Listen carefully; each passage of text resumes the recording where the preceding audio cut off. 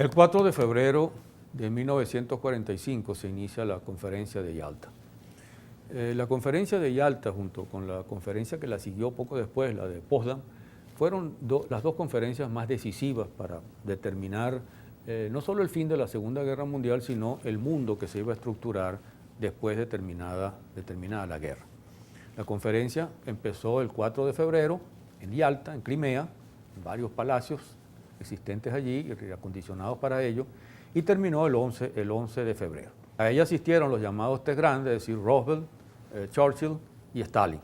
Por supuesto, cada uno acompañado por un pequeño ejército de funcionarios militares, cuadros, periodistas, etc. El objetivo de la conferencia era, ya prácticamente Alemania estaba a punto de ser vencida, era no solo rematar pues, la victoria contra los alemanes, la rendición incondicional de Alemania, sino también determinar las condiciones, repito, de ese mundo que iba a quedar después de la victoria contra el nazismo y seguramente también contra los japoneses en el Pacífico. Los objetivos eran prácticamente cuatro. El primero era, ya vista la inminencia de la derrota alemana, decidir el futuro de Alemania. Y dentro de ese futuro entraba el tema de las reparaciones que la Unión Soviética exigía porque había sido el país verdaderamente devastado por la criminalidad y la brutalidad de los nazis. El segundo punto tenía que ver con Europa Oriental, con esa Europa Oriental que habían venido liberando los rusos y que generaba pues un problema para las potencias occidentales que querían una decisión distinta a la que querían los rusos y particularmente les interesaba el tema de Polonia, que era un tema clave para ellos. El tercer punto tenía que ver con la organización que se iba a crear, que se estaba creando ya, prácticamente se había creado, pero no tenía todavía el nombre definitivo, que iba a ser el organismo mundial que iba a garantizar la paz y que iba a garantizar una sociedad mejor, que fueron las Naciones Unidas, creadas inmediatamente después. Y el cuarto era la necesidad de llegar a un acuerdo entre la Unión Soviética y los Estados Unidos para decidir la guerra en el Pacífico, en el Japón, para terminar de derrotar al Japón. Que la Unión Soviética, que no le había declarado la guerra al Japón, no quería una guerra en dos frentes, le declarara finalmente la guerra al Japón y participara en esa etapa final. Lo que es cierto y que por lo general muestran los libros de historia, es que en Yalta hubo una distribución, un reparto del mundo. Probablemente no fue exactamente un reparto del mundo, pero sí una atribución de zonas de influencia.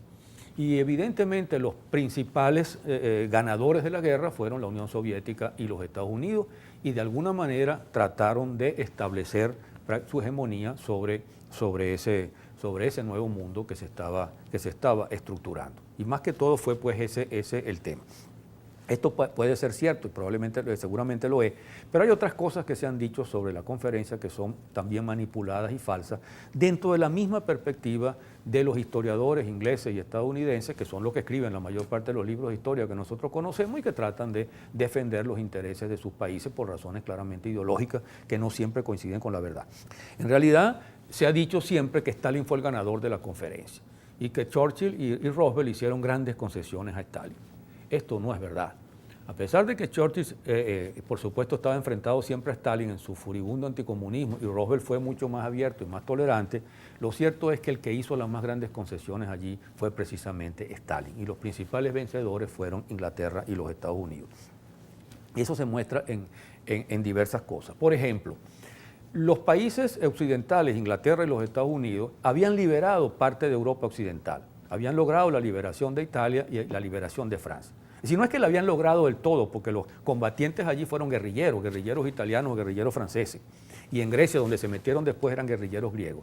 Simplemente que ellos terminaron el proceso de liberación y a partir de allí habían impuesto su voluntad, siendo la mayoría dominante y armada la de los guerrilleros que habían luchado por su liberación. Ellos negociaron con los gobiernos de derecha, con la iglesia, con los fascistas y montaron unos regímenes a veces no solo reaccionarios, sino dictatoriales, como hicieron precisamente en Grecia, con complacencia ulterior del propio Stalin, que sacrificó a los guerrilleros griegos.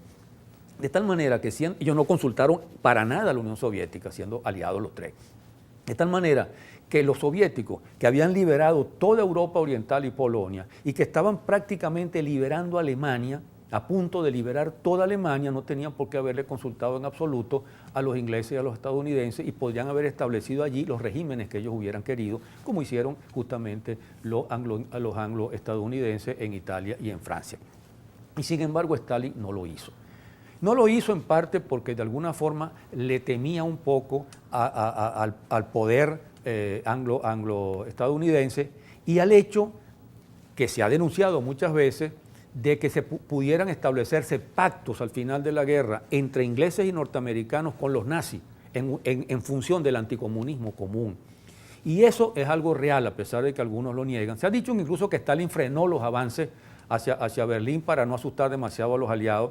Probablemente eso no sea cierto, no se sabe, pero de que había pactos entre los aliados y los nazis sí los había. Y el general Patton declaró la Guerra Fría antes de la declaración oficial diciendo que había que enfrentar a los rusos. Y el bombardeo de Dresden fue justamente para mostrarle a los rusos la superioridad aérea para que tuvieran cuidado con lo que iban a hacer en Alemania. Lo cierto es que Stalin entonces aceptó la división de Alemania. Y Alemania se dividió en 3 pedazos, uno para los alemanes, uno para los rusos, otro para los ingleses y otro para los estadounidenses. E incluso en 4, porque al final ingleses y estadounidenses metieron a Francia coleada allí y le dieron parte de su territorio a Francia. De modo que hubo 4 trozos de Alemania, 4 pedazos de Alemania, el peor de los cuales fue el que le quedó a los soviéticos porque era la Alemania oriental fronteriza, que era la menos desarrollada. Y aparte de eso, Stalin aceptó que Berlín, que estaba en el territorio soviético, quedara también dividida en 3 o en 4 pedazos, y se metieron entonces los 4 pedazos en Berlín, que era territorio controlado por los rusos. De tal manera que Stalin hizo grandes concesiones allí. Donde Stalin no hizo concesiones fue con lo de Europa Oriental, porque esa Europa Oriental era parte de la estabilidad de la propia Unión Soviética. Alemania había sido invasora de Rusia 2 veces, en la Primera Guerra y en la Segunda Guerra. El camino para llegar a Rusia era fundamentalmente Polonia, y Polonia era vital para la Unión Soviética desde el punto de vista de sus intereses estratégicos militares, y la Europa Oriental, Bulgaria, Rumania, todos esos países también lo eran. De tal manera que ahí los soviéticos sí fueron un poco más duros, y sobre todo en el caso de los polacos, porque el gobierno polaco en el exilio, que había sido apoyado por los ingleses y que estaba en Londres, era un gobierno profundamente reaccionario, colaborador de las dictaduras polacas de los años 30 y de un anticomunismo furibundo. Stalin había montado su gobierno en Lublin y finalmente impuso con una promesa de elecciones libres más adelante, que realmente no se realizó, para garantizar entonces un gobierno favorable en Polonia y gobiernos favorables también en la zona, que era la garantía de que la Unión Soviética no fuera invadida más adelante. Con relación al tema de las reparaciones, eso quedó en veremos y no se aplicó nunca. El argumento de los ingleses y norteamericanos era que no se podía repetir la historia de la Primera Guerra, cosa en la cual tenían razón, pero en el fondo lo que querían era que la Rusia siguiera empobrecida y no se pudiera sacar beneficio y pudiera cobrarse de alguna manera la destrucción que le habían provocado los alemanes. En cuanto a las Naciones Unidas, ya se había llegado a un acuerdo sobre el veto, todos ellos estaban de acuerdo sobre el veto, y lo que logró la Unión Soviética fue que se permitiera el veto no solo cuando las potencias dominantes estuviesen de acuerdo, sino cuando hubiese un conflicto entre ellas. Una previsión inteligente, porque lo que le cayó luego fue la Guerra Fría, donde todas ellas iban a estar contra la propia Unión Soviética.